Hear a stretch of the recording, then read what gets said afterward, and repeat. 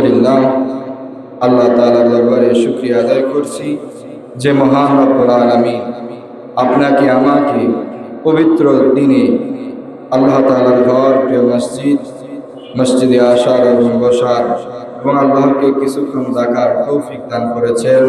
সেজন্য সেই মহান রব্বুল আলামিনের দরবারে মন থেকে দিল করে কালিমাতুশ শুকর আদায় করছি, বলে আলহামদুলিল্লাহ। আরো শুকরিয়া আদায় করি সেই মহান রব্বুল আলামিনের দরবারে যে মহান রব্বুল আলামিন আপনাকে আমাকে এমন একটা মাসের কাছাকাছি এনে উপনীত করেছেন, আর এমন একটা মাসকে আমরা বিদায় দিতেছি, শাবান মাস, যেই মাসে আল্লাহ তাআলার রহমত ছড়া ছিটা করত। সেই শাবানের শেষ জুমা নামাজ আদায় করার জন্য আমরা মসজিদে আসছি। ওই শাবান আমাদের থেকে বিদায় নিয়ে চলে যাচ্ছে, আমাদের অগ্রিম বার্তা দিচ্ছে যে আমি শেষ হয়ে যাচ্ছি, তোমরা প্রস্তুতি নাও। আগামী এমন একটা মাস আসতেছে, যেই মাসে প্রথম দশকে আল্লাহ তাআলার রহমত নাজিল হয়, দ্বিতীয় দশকে আল্লাহ তাআলার মাগফিরাত নাজিল হয়, তৃতীয় দশকে আল্লাহ তাআলার নাজাত অর্থাৎ মুক্তি নাজিল হয়। তোমরা প্রস্তুতি গ্রহণ করো। শাবান তো শেষ হয়ে যাইতেছে, শাবানের শেষ জুমা। তো আগামী আমরা যে শুক্রবার আমাদের আগামী জুমার নামাজ হবে রমাদানুল মুবারক। সবাই পড়ি আলহামদুলিল্লাহ। আমরা দোয়া করি আল্লাহ তাআলা যেন আমাদের হায়াতকে লম্বা করে রমাদানুল মুবারক পর্যন্ত পৌঁছে দেন। সকলে বলেন আমিন। মুহতারাম হাজরিন, এই রমাদানুল মুবারকের প্রস্তুতি আমাদের এখন থেকে গ্রহণ করতে হবে। সাহাবায়ে কেরামের যুগে আল্লাহর নবী সাল্লাল্লাহু আলাইহি ওয়াসাল্লাম যখন বলতেন, যখন রজব মাসের চাঁদ উঠত, তখন সাহাবীদেরকে একত্রিত করিয়া আল্লাহর নবী সাল্লাল্লাহু আলাইহি ওয়াসাল্লাম বলতেন, ও আমার সাহাবীরা, তোমরা এখন থেকে প্রস্তুতি গ্রহণ করো।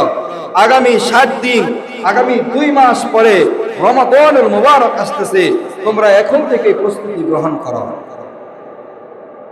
সাহাবায়ে কেরাম রমাদানের প্রস্তুতি রজব মাস থেকে নিতেন।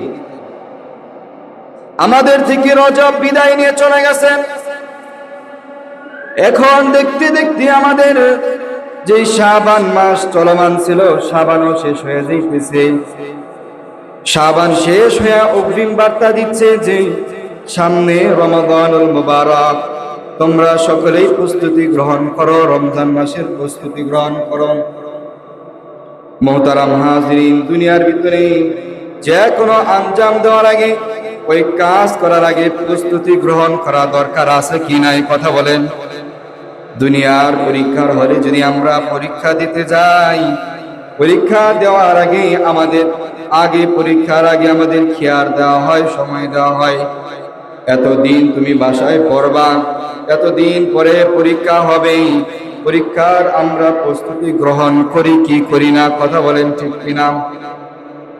দুনিয়ার ভিতরে আমরা সব কিছুরই প্রস্তুতি গ্রহণ করি, ওই রকম রমাদানুল মুবারকের প্রস্তুতি আমাদের গ্রহণ করতে হবে। আমাদের মনের ময়লা দূর করতে হবে। আমাদের মনের ভিতরে যে শয়তান আছে, শয়তানকে দমন করতে হবে। শয়তানকে মাটি দিয়া আমার মনকে পরিষ্কার করা লাগবে। কথা বলেন, ঠিক কিনা? আমি আর আপনি রমাদানুল মুবারকে পৌঁছে যাব আল্লাহ তাআলার রহমতে, কিন্তু আল্লাহ তাআলা বলেছে প্রস্তুতি গ্রহণ করে আসুন, কারণ এই মাসে আমি আল্লাহ তাআলা, তুমি একটা ফরজ ইবাদত করবা, 70টা ফরজের সওয়াব তোমার আমলনামায় পাঠায়া দিব। তুমি একটা নফল ইবাদত করবা, তোমার আমলনামায় একটা ফরজের ইবাদত করার সমপরিমাণ সওয়াব উঠবে। এই জন্য বলা হয়েছে মুহতারাম হাজরিন, এখন থেকে আমরা রমজানের প্রস্তুতি গ্রহণ করব। রমাদানুল মুবারক আমার আপনার উপর আল্লাহ রাব্বুল আলামিন চাপায়া দেন নাই। আল্লাহ তাআলা বলে যে তোমাদের উপর এই রমাদান নতুন করে দেওয়া হয় নাই। তোমাদের পূর্বসূরি যারা ছিল, তোমাদের পূর্বে যারা ছিল, তাদের উপরেও এই রমাদানুল মুবারকের রোজা ফরজ ছিল। রোজা ফরজ ছিল, কিন্তু রমাদানুল মুবারকের রমজানের রোজা ফরজ ছিল না। আমাদের পূর্বে যারা ছিল, যে পয়গম্বর নবীর উম্মতরা ছিল, ওই জামানার ভিতরে আল্লাহ রাব্বুল আলামিন এই রমজান মাসের রোজা ফরজ করে নাই। কি করে নাই? রমজান মাসের রোজা ফরজ করে নাই। আল্লাহ রাব্বুল আলামিন তাদের উপর ফরজ করেছিল আশুরার রোজা, তাদের উপর ফরজ করেছিল আইয়ামে বীজের রোজা। প্রত্যেক মাসের 13, 14, 15 তারিখ যে উজ্জ্বল রাতগুলো আছে, ওই রাতের রোজা ফরজ করেছিল। আইয়ামে বীজের রোজা, তারপর আশুরার রোজা ফরজ করেছিল। আমাদেরও পূর্বে আশুরার রোজা আমাদের উপর ফরজ ছিল, আমরা শুধু আশুরার দিন রোজা রাখতাম। মুহতারাম হাজিরিন, যখন রমাদানুল মুবারকের রমজানের রোজা ফরজ হলো, তখন আশুরার রোজা নফল হয়ে গেল। তাহলে আশুরার রোজা আমাদের আগে ফরজ ছিল। অন্যান্য নবীর যুগেও এই আশুরার রোজা, আইয়ামে বীজের রোজা ফরজ ছিল। যখন মুহাম্মদ সাল্লাল্লাহু আলাইহি ওয়াসাল্লামকে রমাদানুল মুবারকের রমজানের রোজা ফরজ করে দেওয়া হলো, ফরজ করে দেওয়ার পর থেকে আশুরার রোজা নফল হয়ে গেছে। আর রমজানের রোজা আল্লাহ রাব্বুল আলামিন ফরজ করেছেন। আল্লাহ রাব্বুল আলামিন বলে, তোমাদের উপর এই রমজানুল মুবারকের রোজা চাপায়া দেওয়া হয়েছে এমন না, তোমাদের উপর রোজা চাপায়া দেওয়া হয়েছে এমন না। তোমাদের পূর্বে যে নবী ছিল, যে উম্মত ছিল, তাদের উপর রোজা ফরজ ছিল, তারাও রোজা রাখতো।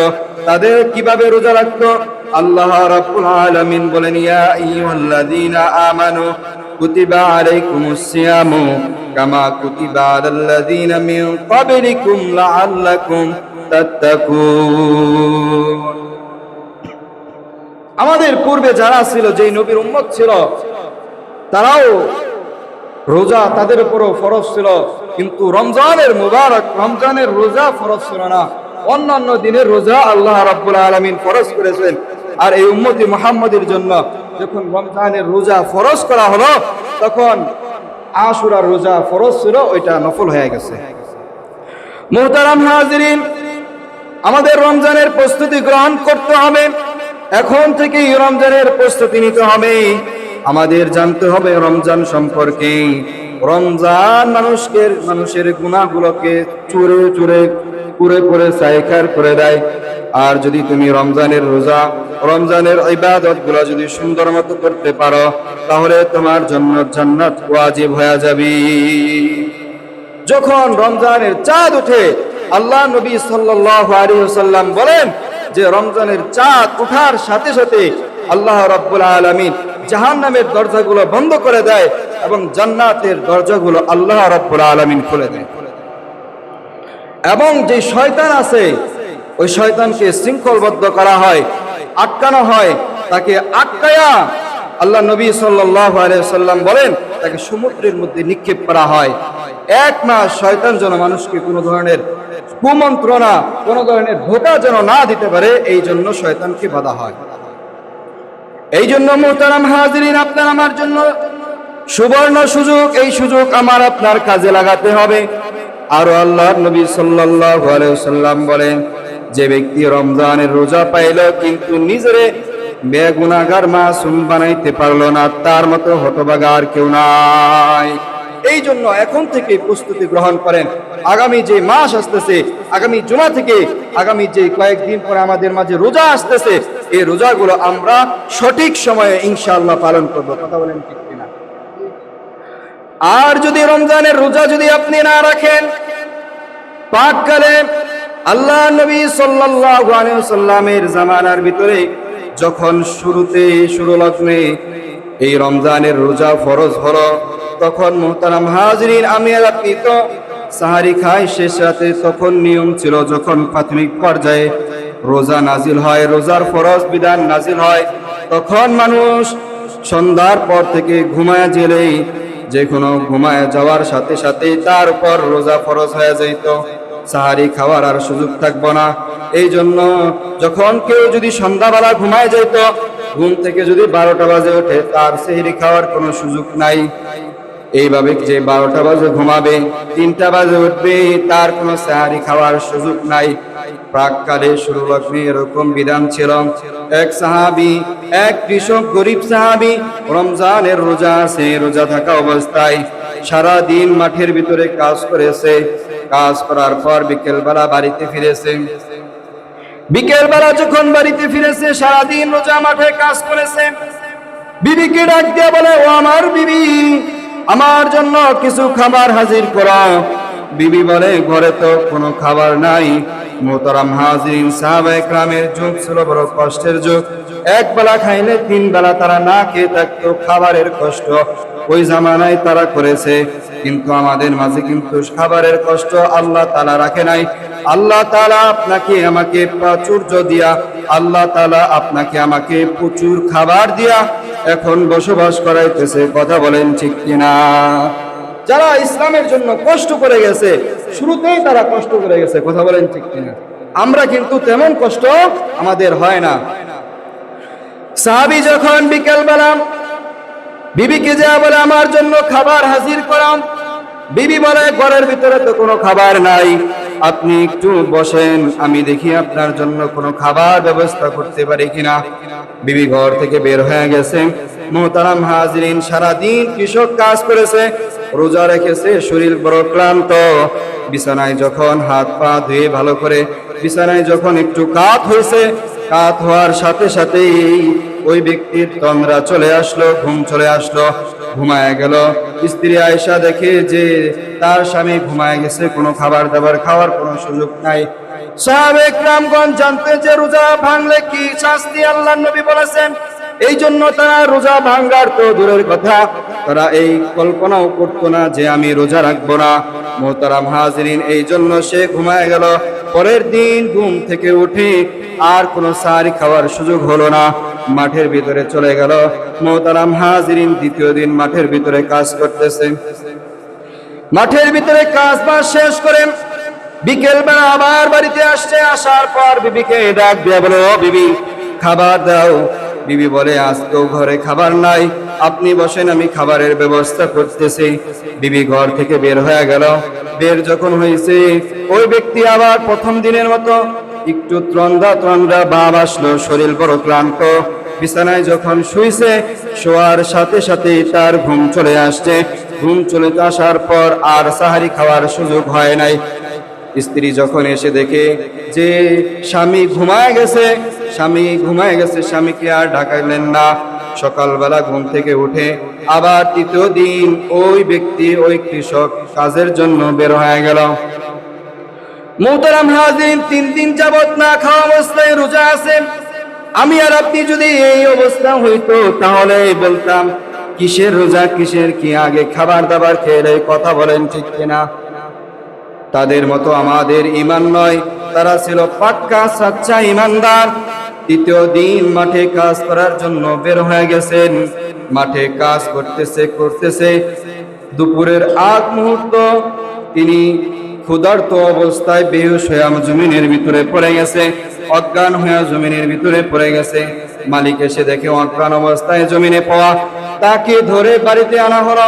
আনার পর রাসূলুল্লাহ সাল্লাল্লাহু আলাইহি সাল্লামের কাছে এই কথা বলা হলো যে, ইয়া রাসূলুল্লাহ, 3 দিন যাবত এই ঘটনা, আজকে এই সাহাবী অজ্ঞান হয়ে জমিনে পড়ে গেছে, জ্ঞান হারা হয়ে জমিনে পড়ে গেছে।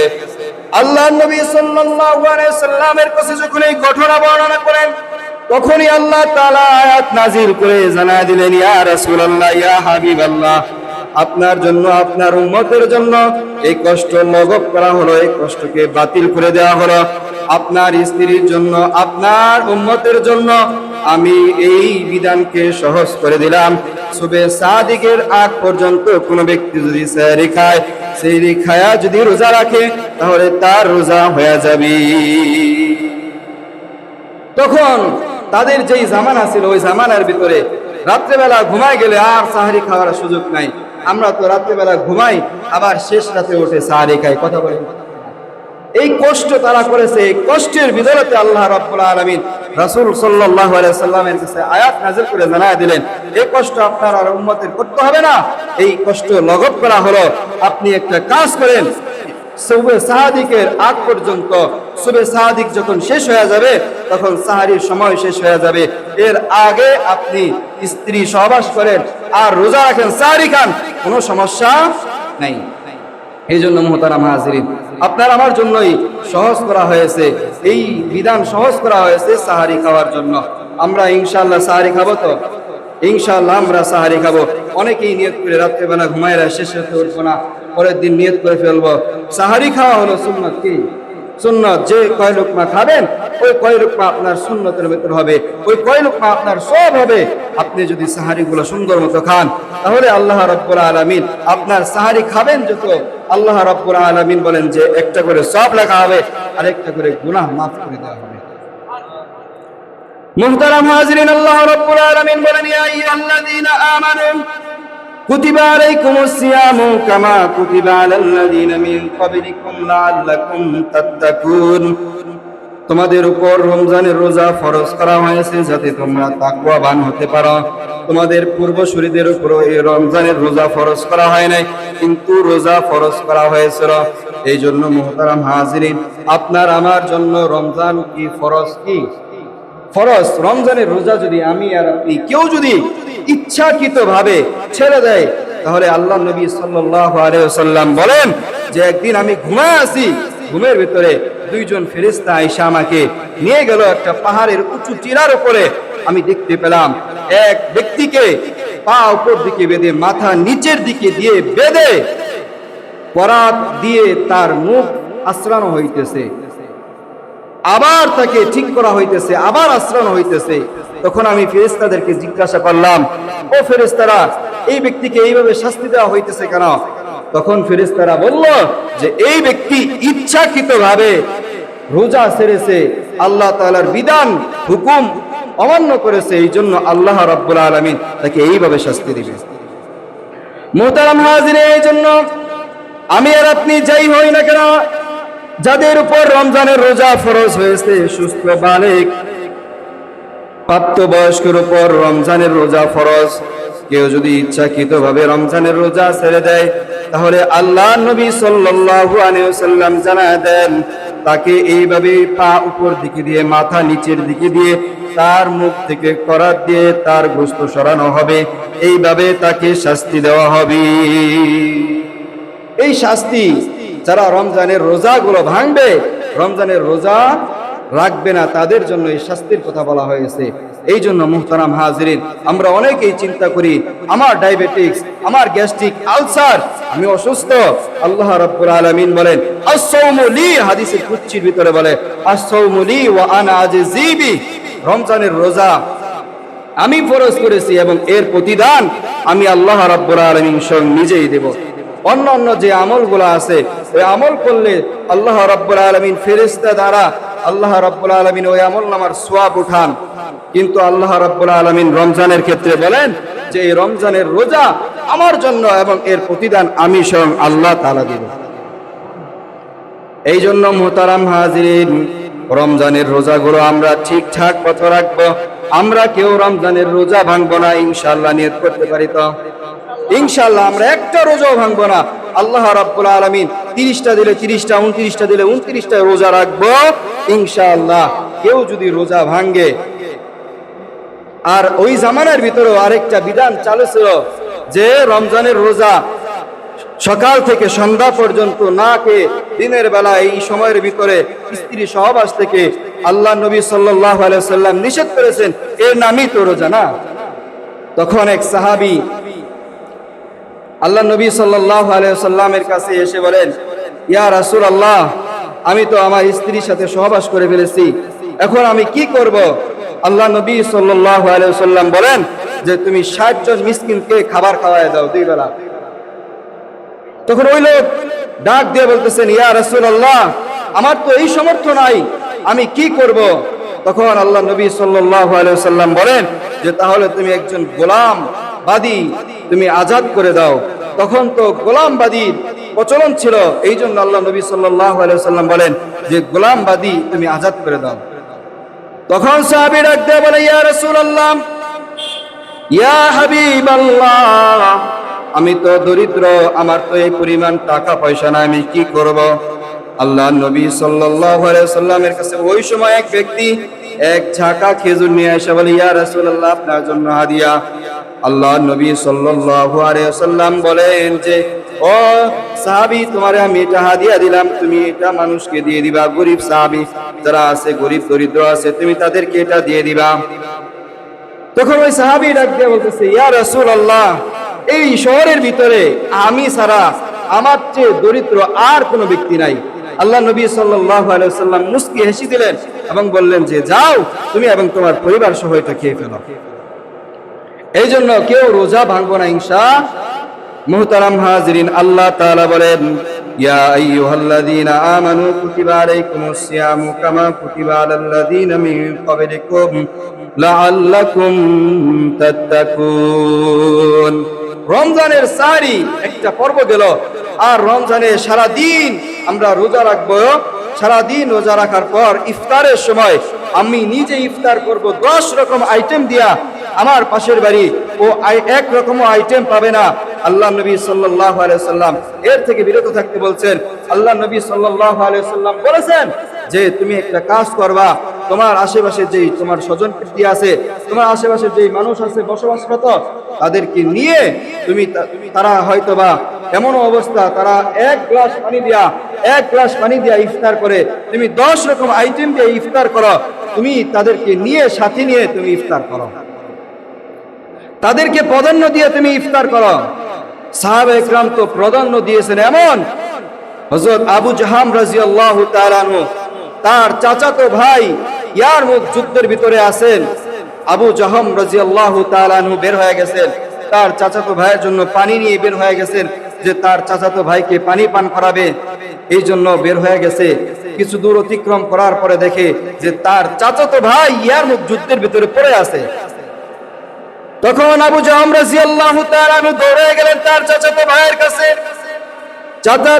কাছে যা বলেন, ভাই তোমার জন্য পানি নিয়েছি, তুমি বড় পানি পিপাসা মনে হয়। চাচাতো ভাই বলে, ভাই আমি আসলে পানি পিপাসিত, তুমি আমাকে একটু পানি পান করালে আমার বড় ভালো হইতো। যখন পানি গ্লাসে ঢেলে পানি দিবে, ওই সময়ের ভিতরে এক সাহাবী শব্দ করে উঠেছে। যখন চাচাতো ভাই বললে, করলো কে? বলে, ওই যে একজন সাহাবী ওখানে করে উঠেছে। ওই ব্যক্তি বলে, পানি পানি বলে চিৎকার করতেছে। চাচাতো ভাই বলতেছে যে, আবু জাহাম, তুমি আমাকে পানি না দিয়ে ওই ব্যক্তির কাছে যাও, তাকে পানি দাও। ওই ব্যক্তির কাছে যখন পানি দিবে, যখন পানি গ্লাসে ঢালার পর আবার একটা শব্দ আসলো। আসার পর বলতেছে, শব্দ কোথা থেকে আসলো? দ্বিতীয় ব্যক্তি ডাক দেয়া বলে, আবু জাহাম, তুমি একটা কাজ করো, ওই ব্যক্তির কি হয়েছে দেখো। ওই ব্যক্তি বলে, পানি পানি বলে চিৎকার করতেছে। ওই ব্যক্তি যখন পানি বলে চিৎকার করেছে, দ্বিতীয় ব্যক্তি বলে, আমাকে পানি না দিয়ে তুমি তাকে আগে পানি দাও। আবু জাহাম রাদিয়াল্লাহু তাআলা দৌড়ে তার কাছে গেছে। যাওয়ার পর দেখতেছে যাইতে যাইতে সে বিদায় হয়ে চলে গেছে। যে দেখে যে ওইখানে ওই ব্যক্তি পানি পিপাসা অবস্থায় ওই ব্যক্তি ইন্তেকাল করেছে। যার পর বলতেছে, ইন্তেকাল যেহেতু করেছে তাহলে দ্বিতীয় জনকে পানি পান করায়।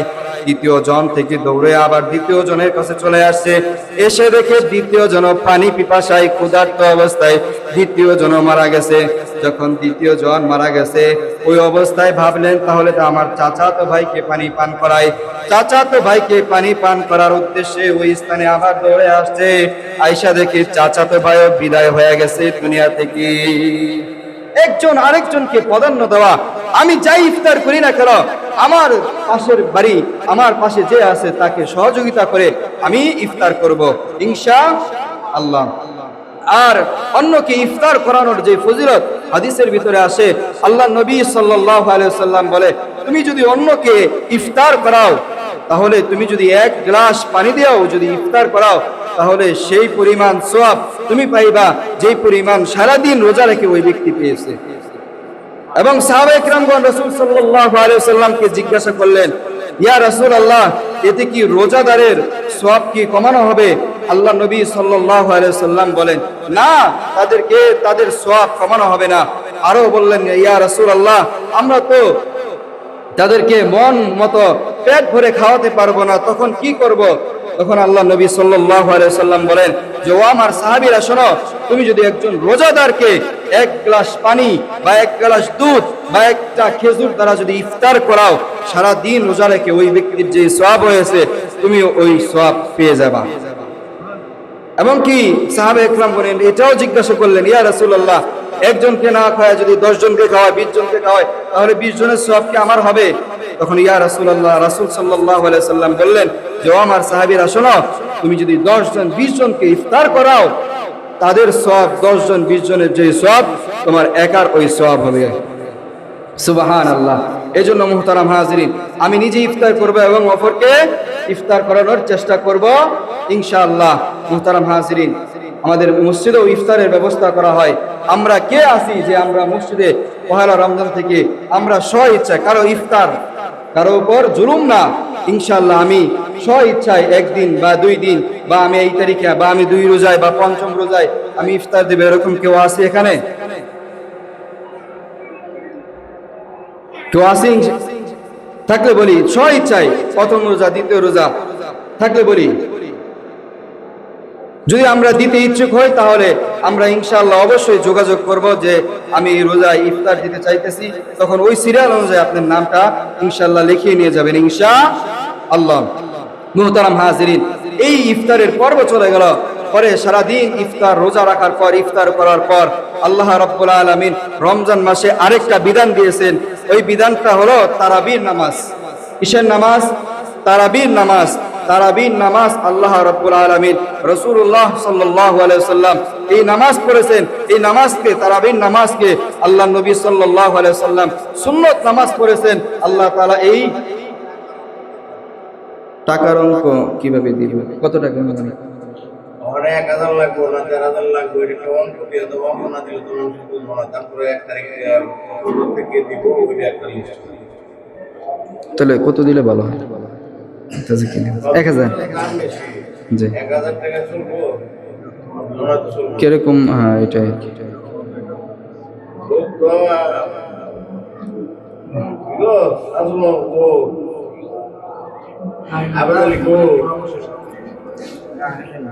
আসে নাই কেন?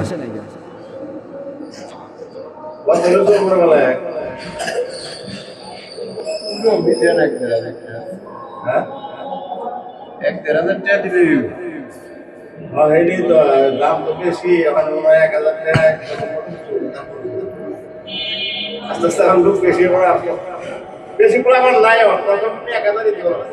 আচ্ছা, আমরা একটা টাকার হিসাব করি। 1ম রোজা থেকে আমরা 1000 টাকা থেকে 1500 2000 আমরা এরকমের মধ্যে যার যার সামর্থ্য অনুযায়ী ইনশাআল্লাহ ইফতার করাবো ইনশাআল্লাহ। সর্বনিম্ন 1000 টাকা ইনশাআল্লাহ। মুহতারাম হাজিরিন, তারাবির কথা বলতেছিলাম। সারা দিন রোজা রেখে ইফতার করে তারাবির নামাজ আল্লাহ তাআলা এই সুন্নত করেছেন। তারাবির নামাজ কি সুন্নত? রাসূলুল্লাহ সাল্লাল্লাহু আলাইহি ওয়াসাল্লাম পড়েছেন। রাসূলুল্লাহ সাল্লাল্লাহু আলাইহি ওয়াসাল্লাম যখন 1ম দিন তারাবির নামাজ পড়েন, তখন কিছু সংখ্যক লোককে নিয়ে নামাজ পড়েন, কিছু সংখ্যক সাহাবীদেরকে নিয়ে নামাজ পড়লেন। 2য় দিন আল্লাহ নবী সাল্লাল্লাহু আলাইহি ওয়াসাল্লাম নামাজ পড়লেন, মসজিদ মোটামুটি ভরে গেল। 3য় দিন আল্লাহ নবী সাল্লাল্লাহু আলাইহি ওয়াসাল্লাম নামাজ পড়বে, মসজিদ ভরে বাইরে চলে গেছে। তখন আল্লাহ নবী সাল্লাল্লাহু আলাইহি ওয়াসাল্লাম ওই দিন আর তারাবি পড়তে আসলেন না, বাড়িতে নামাজ পড়ে রইলেন। এবং সাহাবা একরাম অনেকক্ষণ অপেক্ষা করার পর যার যার মতো নামাজ পড়ে চলে গেছেন। পরের দিন ফজরের সময় আল্লাহ নবী সাল্লাল্লাহু আলাইহি ওয়াসাল্লাম সাহাবীদেরকে ডাক দিয়ে বলে, ও আমার সাহাবীরা শোনো, আমি এই জন্য আসি নাই গত রাত্রে। আমি যদি আসতাম, আল্লাহ রাব্বুল আলামিন আমার এই আশাকে কেন্দ্র করে আমার উম্মতের উপর ওয়াজিব করে দিলে আমার উম্মতের কষ্ট হবে। এই জন্য আমি আসি নাই, যাতে উম্মতের উপর ফরজ থাকে, ওয়াজিব না হয়। এই জন্য আমি আসি নাই। এই জন্য আল্লাহ নবী সাল্লাল্লাহু আলাইহি ওয়াসাল্লাম বলেন, তারাবির নামাজ পড়া কি সুন্নতে মুআক্কাদা। তারাবির নামাজ কয় রাকাত? তারাবির নামাজ হলো 20 রাকাত। কয় রাকাত? 20 রাকাত, অনেকেই 8 রাকাত পরে 12 রাকাত পরে চলে যায়। ইনশাআল্লাহ আমরা 8 রাকাত বা 12 রাকাত পরে মসজিদ থেকে যাব না। ইনশাআল্লাহ আমরা 20 রাকাত পরে মসজিদ থেকে যাব। ইনশাআল্লাহ আমাদের এই মসজিদেও তারাবি হবে, আমাদের মসজিদে সূরা তারাবি হবে। আমরা যারা তারাবি পড়তে ইচ্ছুক আমরা ইনশাআল্লাহ মসজিদে আসব। পারবো ইনশাআল্লাহ? ইনশাআল্লাহ আমরা একটা তারাবি, একটা রোজা আমরা মিস করব না। আর এই রমজানের বৈশিষ্ট্য আল্লাহ নবী সাল্লাল্লাহু আলাইহি ওয়াসাল্লাম বলেন যে রমজানের বৈশিষ্ট্য হলো 6টা বৈশিষ্ট্য। কয়টা? 6টা বৈশিষ্ট্য। প্রথম বৈশিষ্ট্য হলো আল্লাহ রাব্বুল আলামিন বলেন যে সারা দিন যে রোজাদার রোজা রাখে, ওই রাখার পর মুখে একটা দুর্গন্ধ আসে কি আসে না? মুখে একটা দুর্গন্ধ আসে না? আল্লাহ রাব্বুল আলামিন বলেন রমজানের রোজাদারের মুখের দুর্গন্ধ হলো মৃগনাভি অর্থাৎ মিশক আম্বরের গন্ধ ঘ্রাণ থেকে বেশি আল্লাহ তাআলার কাছে প্রিয়। 2 নম্বর বৈশিষ্ট্য হলো সমুদ্রের মাছ রোজাদারের জন্য সকাল থেকে বিকাল পর্যন্ত তার জন্য মাগফিরাতের দোয়া করতে থাকে, ক্ষমার দোয়া করতে থাকে, তার রিজিকের দোয়া করতে থাকে। 3 নম্বর বৈশিষ্ট্য রোজাদারের সম্মানে আল্লাহ রাব্বুল আলামিন জান্নাতের সবগুলো দরজা আল্লাহ রাব্বুল আলামিন খুলে দেন। আর আল্লাহ রাব্বুল আলামিন বলেন যে এই মাসে যে ব্যক্তি মারা যাবে জাহান্নামের দরজা তো আল্লাহ রাব্বুল আলামিন বন্ধ করে রাখেন, তো তার স্থান কোথায় হবে? আল্লাহ রাব্বুল আলামিন বলেন যে রমজান মাসে যে ব্যক্তি মারা গেল তার সরাসরি হলো স্থান হলো জান্নাতে। আল্লাহু আকবার। আমরা সব সময় দোয়া করব আমার আপনার জন্য হায়াত রমজান মাসে শেষ হয়ে আমরা যেন একটা উত্তম দিনে আমরা যেন এই পৃথিবী থেকে বিদায় নিতে পারি। সকলে বলেন আমিন। 4 নাম্বার চলে গেল। 5 নাম্বার হলো আল্লাহ রাব্বুল আলামিন রমজানের যে শেষ দশক আছে, শেষ দশকের ভিতরে শেষ রাত্রে অর্থাৎ আগামীকাল ঈদ হবে, এই রাত্রের ভিতরে আল্লাহ তাআলা সমস্ত রোজাদারকে আল্লাহ রাব্বুল আলামিন মাফ করে দেন। সুবহানাল্লাহ। এবং আরেকটা হাদিস আছে, আল্লাহ নবী সাল্লাল্লাহু আলাইহি ওয়াসাল্লাম বলেন যে আল্লাহ তাআলা ঈদের দিন সকালবেলা সাহাবা একরাম যখন ঈদগাহে আমরা আসি, যখন সকল মানুষ ঈদগাহে যায়, তখন আল্লাহ রাব্বুল আলামিন ফেরেশতাদেরকে ডাক দিয়া বলে, ও আমার ফেরেশতারা, এই মানুষগুলো একত্র জমা হয়েছে কেন? তখন তারা বলে যে ঈদের নামাজ আদায় করার জন্য। তখন বলে সারা মাস রোজা রেখেছে।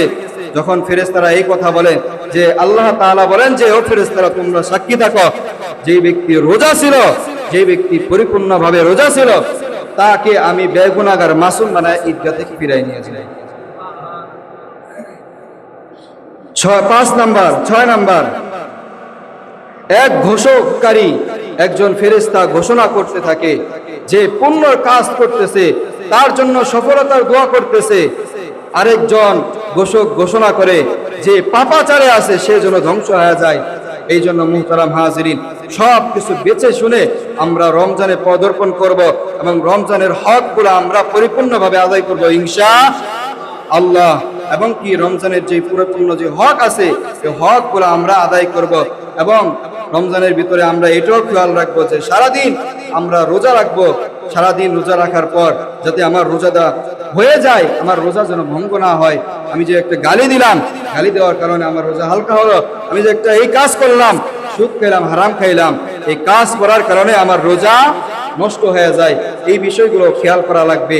যেমন এক জগ দুধের ভিতরে যদি 1 ফোঁটা লেবুর রস দেওয়া হয়, যেমন দুধ নষ্ট হয়ে যায়, তেমন রোজাদার সারাদিন রোজা রাখার পর সে যদি কোনো একটা হারাম কাজ, সে যদি একটা গুনার কাজ করে, তার রোজাটা ওইভাবে নষ্ট হয়ে যায়। মুহতারাম হাজিরিন, আপনার আমার জন্য সুবর্ণ সুযোগ এই রমজানে ভালো হয়ে যাওয়া। বিশেষ করে যারা নেশা পানি করি আমরা, তাদেরকে আরো বেশি সুবর্ণ সুযোগ। তারা 1 মাস রোজা রাখবে, আল্লাহ তাআলার হুকুম আহকাম করবে। 1 মাস আল্লাহ তাআলাকে সময় দিয়া দেখেন, আল্লাহ রাব্বুল আলামিন আপনাকে দিনের জন্য কবুল করে নেবেন। আপনার যে অভ্যাস আছে খারাপ অভ্যাস দূর হয়ে যাবে। এমন যারা আছে তারা সারাদিন রোজা রাখার পর বিকেলবেলা ইফতার করার পর দোকানে আগে যায় বেনসন লাই, কথা বলেন সারাদিন রোজা রাখলাম, আমি আর আপনার রোজাটা কেন নষ্ট করব? এই কাজ আমরা কেউ করব না। পারবো তো ইনশাআল্লাহ? আল্লাহ রাব্বুল আলামিন সকলকে কবুল করুক, সকলের হায়াতকে আল্লাহ রাব্বুল আলামিন লম্বা করে রমজান পর্যন্ত পৌঁছায় দেখ। সকলে বলেন আমিন।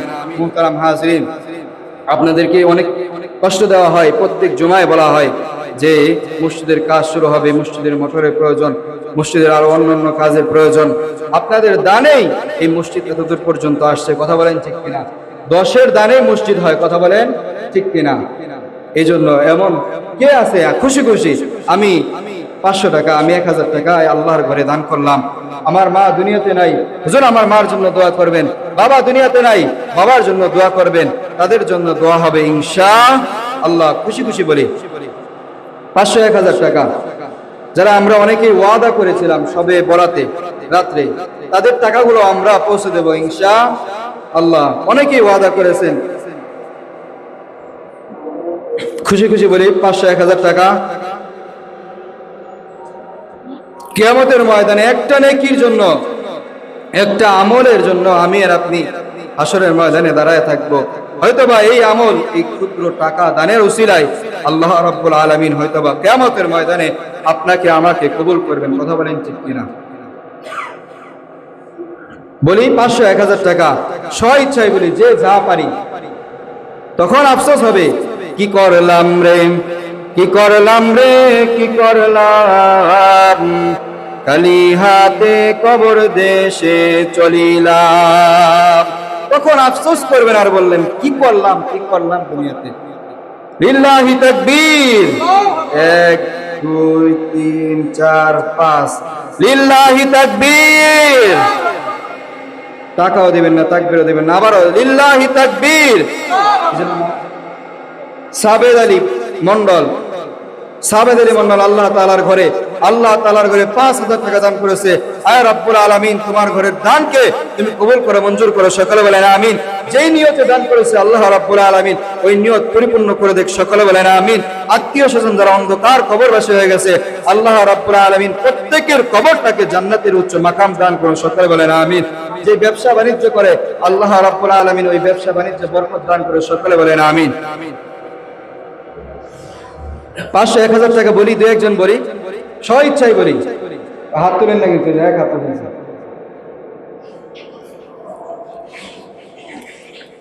500 টাকা, 1000 টাকা বেশি হয়ে গেলে 500 টাকা বলি। 500 টাকা আমি ইনশাআল্লাহ দিব আল্লাহ তাআলার ঘরে, আল্লাহ তাআলার ঘরের জন্য দিব, মা বাবার জন্য দিব, পিতা মাতা অন্ধকার কবরবাসী তাদের জন্য দিব, আত্মীয় স্বজনদের জন্য দিব। নিয়ত করেন, নিয়ত করলেও তো সওয়াব। কথা বলেন ঠিক কিনা?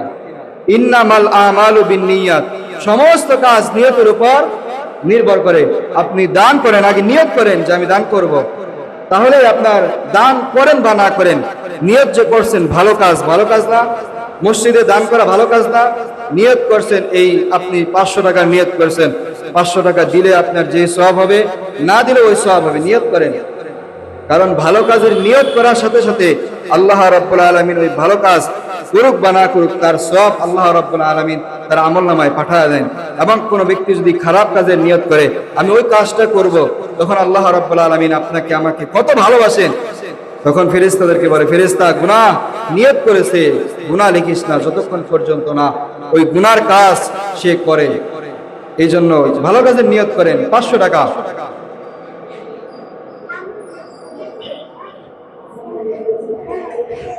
নাই? আল্লাহ রাব্বুল আলামিন সকলকে কবুল করুক। সকলে বলেন আমিন।